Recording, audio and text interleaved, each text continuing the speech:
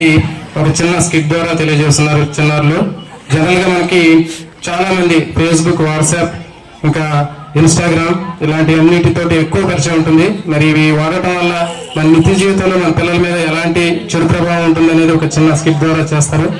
Start చేయండి. నేనే WhatsApp ని, నా స్టేటస్ లో ఎవరు చూడకపోతే నిద్ర పట్టదు. నేను గూగుల్ని, ప్రపంచంలో అందరూ నన్నే చూసి ఆన్సర్లు అడుగుతారు. ఇక్కడ నేనే రాజును, నేనే రాణిని. నా పేరు యూట్యూబ్, నన్ను చూడకుండా ఎవరో ఉండలేరు. నా యూట్యూబ్ లో వంటకాలు, డ్రాయింగ్స్, రకరకాల అన్ని చేస్తారు, అందుకే నా పేరు. నేనే ఇన్స్టాని, నన్ను ఉపయోగించి రీల్స్ అని ఎన్నో చేస్తారు, నన్ను చూడకుండా ఎవరు ఉండలేరు. నేనే ఫేస్బుక్ ని, నన్ను చూడకుండా ఎవరు ఉండలేరు. చిన్నవాళ్ళ నుంచి పెద్దవారి వరకు అందరూ ఫేస్బుక్ చూస్తారు. బ్యాక్ అకౌంట్ ఉండిద్దో లేదో కానీ ఫేస్బుక్ అకౌంట్ ఉండిద్ది. నేనే స్నాప్చాట్ ని, చిన్నవాళ్ళ నుంచి పెద్దవాళ్ళ వరకు వాళ్ళ ఫేస్ లను కొత్త క్రియేట్ చేసే ఒక యాప్ ని.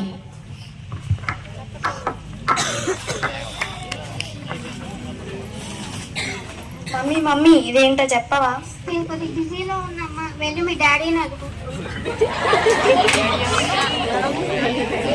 డాడీ రేపు మ్యాథ్స్ ఎగ్జామ్ ఉంది, ఇదేంటో చెప్పవా? ఇప్పటికే ఆఫీస్కి లేట్ అయింది, వచ్చిన తర్వాత చెప్తా.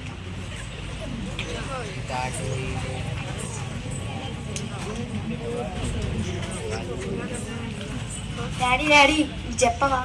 బాగా టైర్డ్గా ఉన్న తర్వాత వచ్చి చెప్తాం మేము.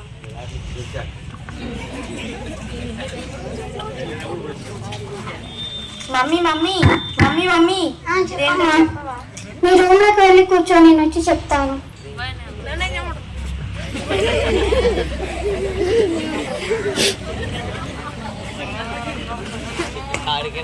మినిట్స్ అయింది కానీ మమ్మీ ఇప్పుడు దాకా రాలేదు. ఐడియా, ఫోన్ తీసుకొని సెర్చ్ చేద్దాం.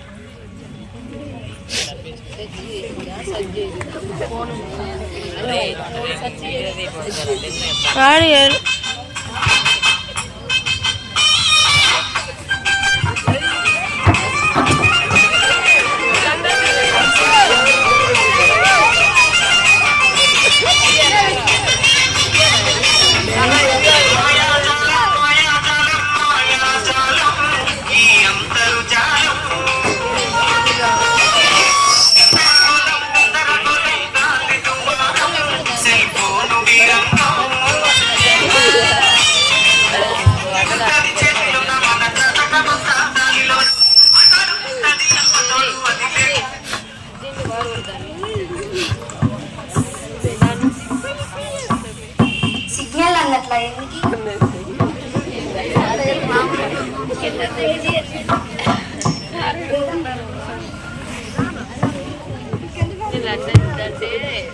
రూమ్లోకి వెళ్ళాలి.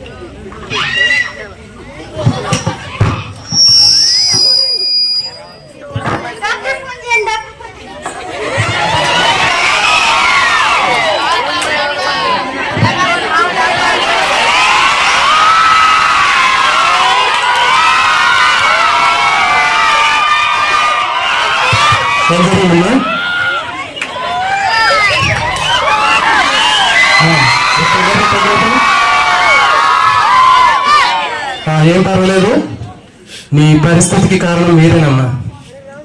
మీరు రోజు మీ పాపతోటి ఎంత టైం స్పెండ్ చేస్తున్నారు? కనీసం ఒక 10 నిమిషాలు వాళ్ళతో టైం స్పెండ్ చేస్తున్నారా? వచ్చిన దగ్గర నుంచి మీ పనుల్లో మీరు బిజీగా ఉంటారు, ఫోన్లో బిజీగా ఉంటారు. వాళ్ళు స్కూల్ నుంచి ఇంటికి వచ్చిన తర్వాత వాళ్ళు కనీసం మినిమం ఒక 10 నిమిషాలైనా వాళ్ళతోటి మీరు టైం స్పెండ్ చేస్తున్నారా? మాట్లాడుతున్నారా? లేదు. వాళ్ళ ఫీలింగ్స్ ఏంటో మీకు తెలీదు. కనీసం వాళ్ళు ఏమి మాట్లాడరు, అడగరు. అప్పుడు మీ కమ్యూనికేషన్ ఏదైతే ఉందో అది బ్రేక్ అయిపోతుంది.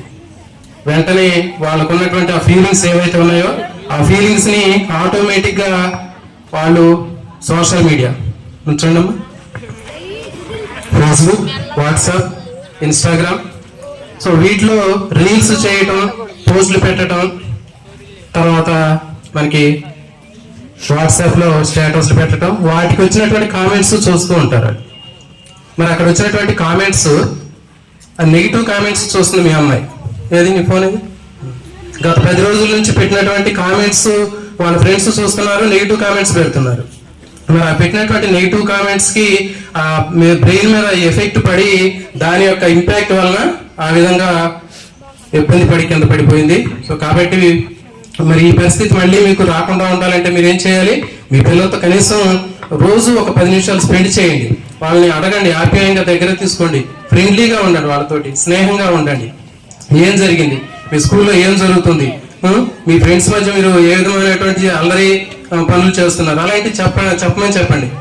భోజనం చేయండి, కలిసి కూర్చొని భోజనం చేయండి. టీవీ చూసేటప్పుడు ఏదైనా ఒక అర్ధగంట పాటు మంచి ఏదైనా ఒక ఫన్నీగా ఉండేటటువంటి ఆ ప్రోగ్రామ్ కలిసి చూడండి అందరూ. మీరు ఎలాంటివి చేస్తున్నారా?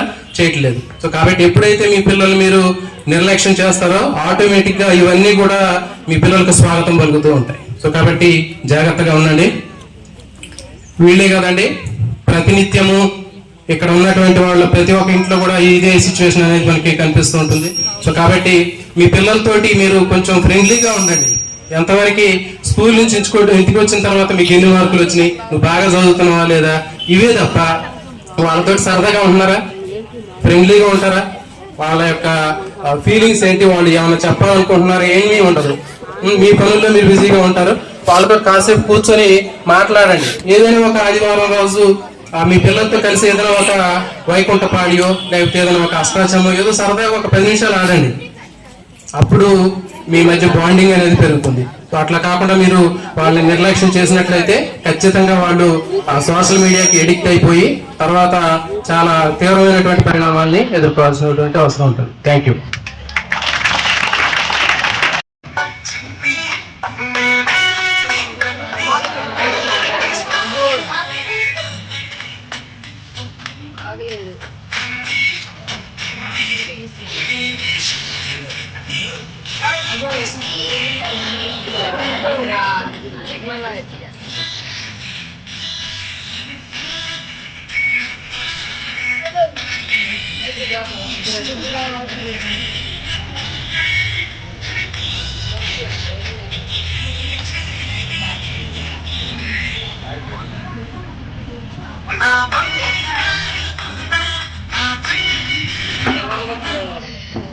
మమ్మీ నాకు ప్రాజెక్ట్ వర్క్ ఉందిగా, నేను ఫోన్ చూస్తా.